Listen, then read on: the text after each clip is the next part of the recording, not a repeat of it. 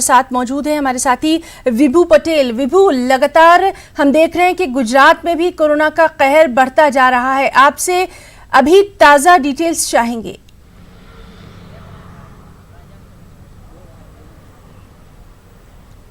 हिना, अहमदाबाद और पूरे गुजरात की स्थिति में बताऊं तो संक्रमित ज़्यादातर अहमदाबाद हो रहा है और अहमदाबाद की स्थिति बहुत ख़राब है, क्योंकि अहमदाबाद में बाहर से भी ज़्यादा लोग अहमदाबाद में है और अहमदाबाद में जो छूट-छाट मिली है उसी के बाद जो संक्रमित है वो ज़्यादा लोग हुआ है। मैं आंकड़ा पर आपको बता दूं कि पूरे स्टेट में 24 आवर्स में 513 केस हुआ था, उसमें से अहमदाबाद में 303 केस हुआ और जो अहमदाबाद में 25 लोगों की मृत्यु हो गई है।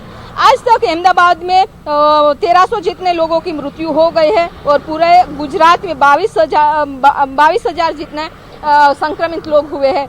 तो अहमदाबाद में उससे सबसे ज़्यादा है अहमदाबाद में 15,600 केसेस हुआ है और अहमदाबाद में कोरोना से मृत्यु 1117 लोगों की हुई है। तो अहमदाबाद की स्थिति बहुत खराब है, सबसे ज़्यादा अहमदाबाद में केसेस हो रहा है। जी विभू, तो बहुत